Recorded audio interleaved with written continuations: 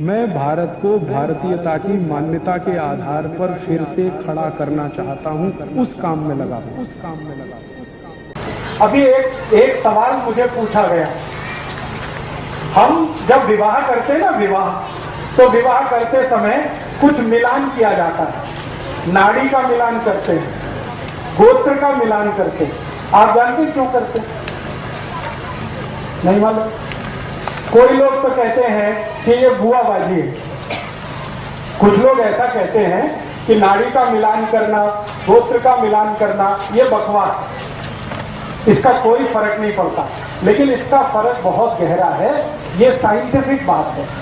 बात ऐसी है कि हम जब गोत्र और नाड़ी का मिलान करते हैं तो इस बात को ध्यान करते हैं कि डीएनए एक ही ना हो, ऐसे स्त्री पुरुष की शादी ना हो।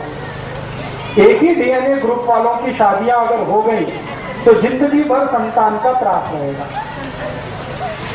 एक ही डीएनए ग्रुप में डीएनए के ग्रुप हैं और वो ग्रुप अगर एक ही जैसे हैं, नजदीक का बहुत अंतर नहीं है, उनमें आपस में शादियां हुई तो एक तो संतान होगी नहीं, हो भी गई तो मतिमंद होगी, विकलांग होगी, कमजोर होगी, बुद्धि से बिल्कुल कमजोर होगी, शरीर से कमजोर होगी और संतान जीवित नहीं रहेगी, ज्यादा दिन जल्दी मरेगी।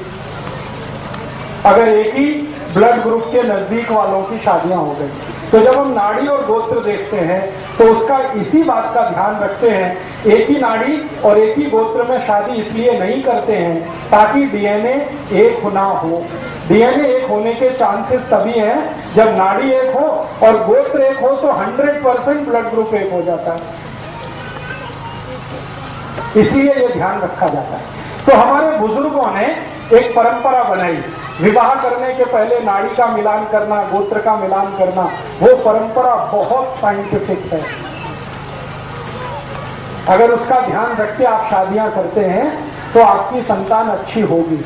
नहीं ध्यान रखा है तो बहुत तकलीफ होगी। अब आजकल हमारे देश में क्या हुआ है, प्रेम विवाह बहुत होने लगे, लव मैरिजेज होने लगे। उसमें ये कोई ध्यान रखता नहीं, ना नाड़ी का ना गोत्र का, और सब लोगों को ये त्रास है। वो आते हैं मेरे पास, ज्यादातर प्रेम विवाह वाले एक संतान नहीं हो रही है, 10-10 साल से परेशान। फिर मैं कहता हूं जरा ब्लड चेक करो, तो ब्लड चेक करते हैं तो पता चला एक ही दोनों का ब्लड ग्रुप है, तो हो ही नहीं सकती संतान, कितनी भी कोशिश करो। तब मैं उनको कहता कि आपको संतान का सुख नहीं है। तो कहते हमने क्या पाप किया था? तो मैंने कहा आपने पाप एक ही किया था, प्रेम विवाह किया था, यही पाप आपने किया।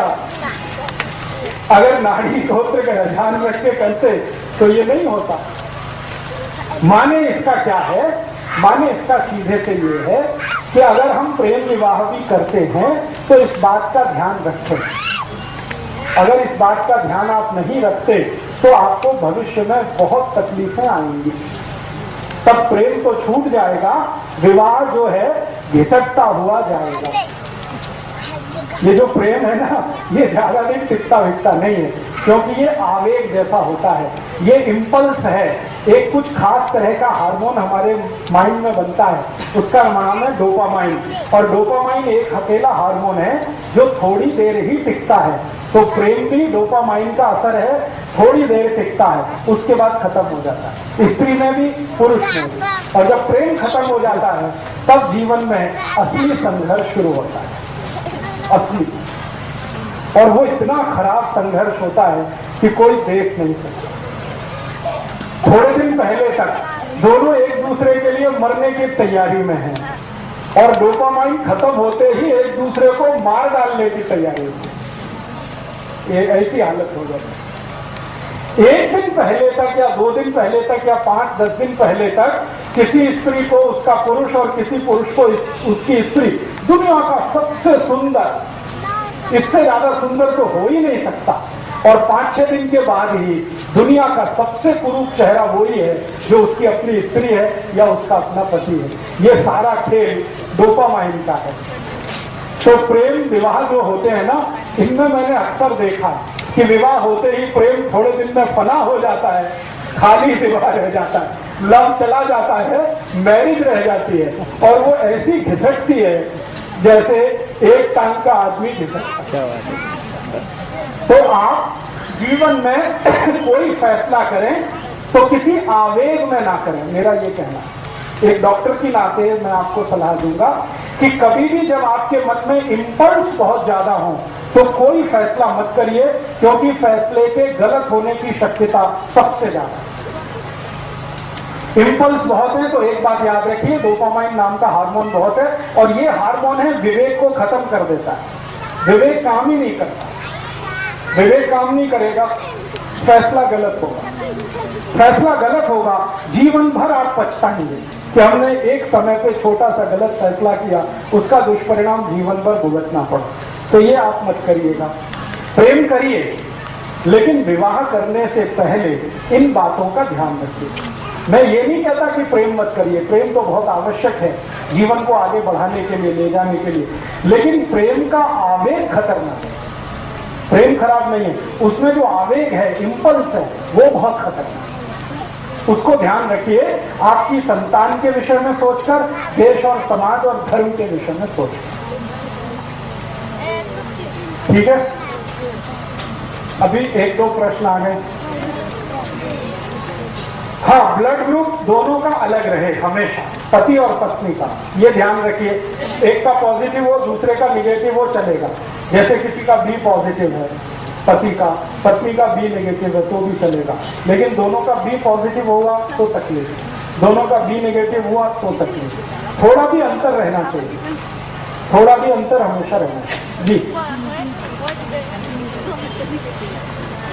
जी हाँ, अभी हमारे देश में कुछ परिवारों में ऐसा होता है कि रिलेशन में शादियां होती हैं।